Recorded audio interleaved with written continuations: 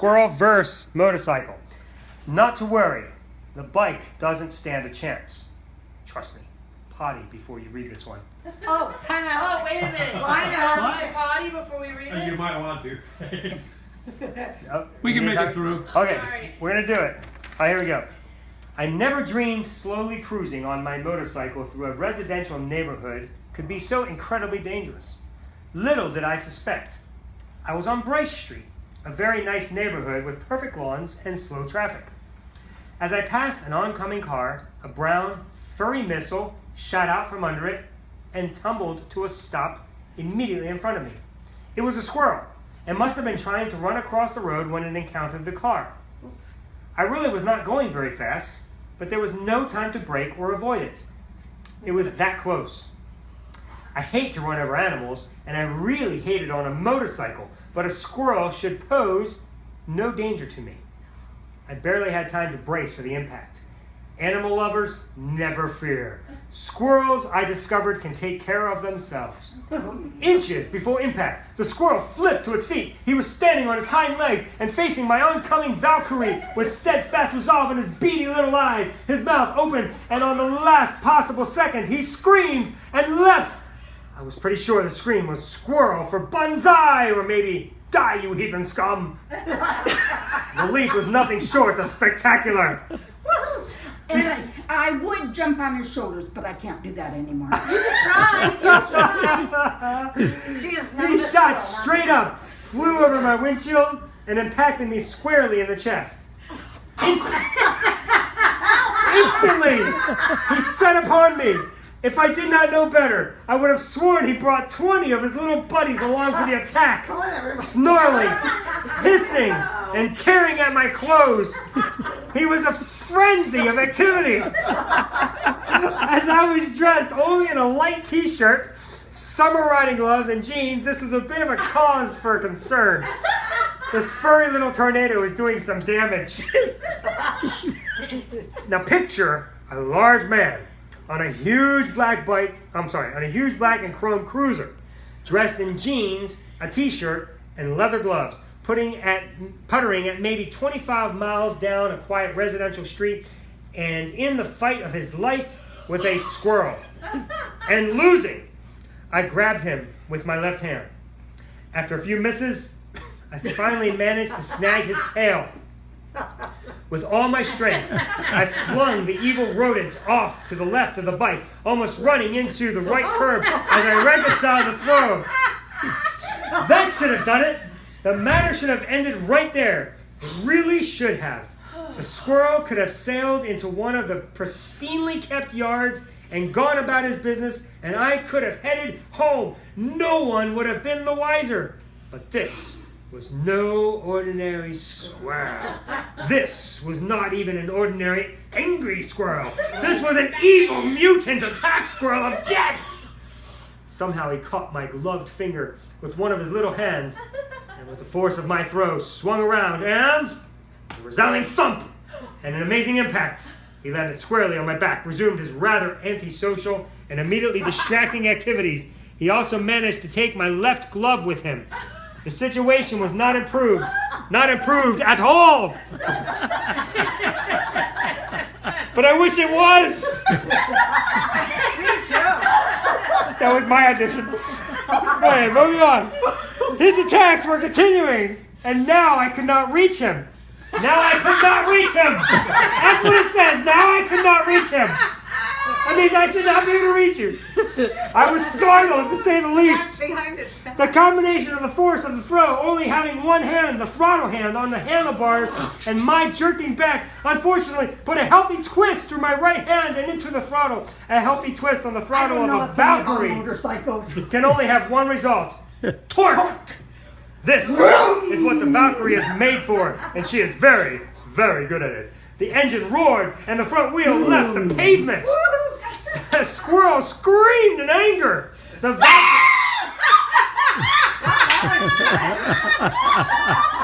Valkyrie screamed in ecstasy.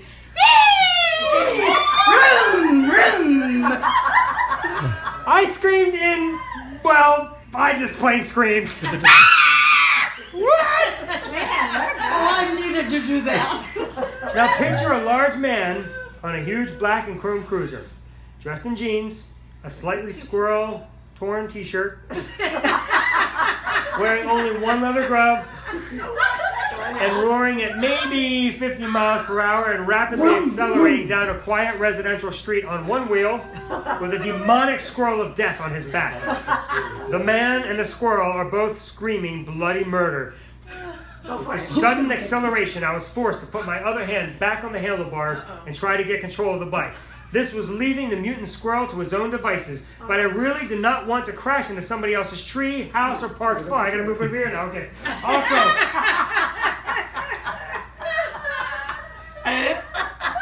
help!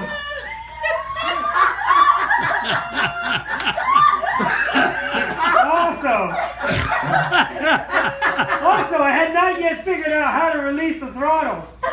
My brain was just simply overloaded. I did manage to mash the back brake. Please don't tell me my thigh is not the back brake. Okay. But it had little effect against the massive power of the big cruiser.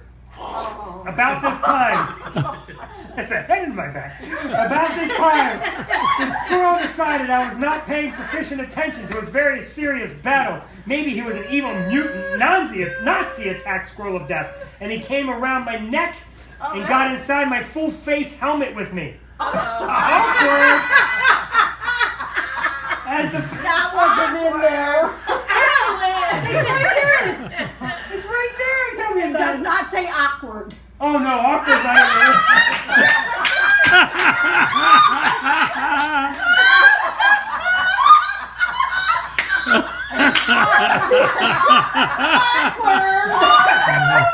Put your hands on this full face helmet. That's funny. Not awkward. I'm sorry, laughter is not a part of this. It's not in the script. As the faceplate closed part way, he began hissing in my face. I'm trying to read. I'm hissing. I am quite sure my screaming changed intensely. It had little effect on the squirrel, however. The RPMs on the dragon maxed out. Since I was not bothering with the shifting at the moment, so her front end started to drop. Now! Picture a large man on a huge black and chrome cruiser, dressed in jeans, a very raggedly torn t-shirt, wearing only one leather glove, roaring at probably 80 miles per hour, still on one wheel, with a large puffy squirrel's tail sticking out of the mostly closed full face helmet. By now, the screams are probably getting a little hoarse. That's good. Finally, I got the upper hands. I managed to grab his tail again, pull him out of my helmet, and slung him to the left as hard as I could. This time it worked. Sort of. Spectacularly, sort of, so to speak. Picture a new scene. You are a cop. You and your partner have pulled off on a quiet residential street and parked with your windows down to do some paperwork. Suddenly, a large man on a huge black and chrome cruiser, dressed in jeans, a torn t-shirt flapping in the breeze, and wearing only one leather glove, moving at probably 80 miles per hour on one wheel, and screaming bloody murder worldwide, and with all his strength, throws a live squirrel into your police car. I heard screams! This time they weren't mine. I managed to get the big motorcycle under control and dropped the front wheel to the ground. I then used maximum braking and skidded to a stop in a cloud of tire smoke at the stop sign of a busy cross street. I would have returned to fess up and to get my glove back. Really? I really would have, really, except for two things. First, the cops did not seem interested or the slightest bit concerned about me at the moment. When I looked back, the doors on both sides of the patrol were flung wide open.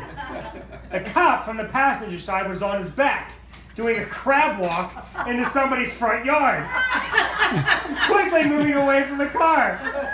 No, that's not a crab walk. I need you to see. Yeah, you're sideways. Yes, not dress. Thank you. All right. You should have thought of that before. That's right. You should have worn pants in this thing. What are you thinking? Hit him again, then. Yeah, don't hit me again. No. Hit him again. No, that's not in the script. It has to be in the script. The cop who had been in the driver's seat was standing in the street, aiming a riot gun at his own police car.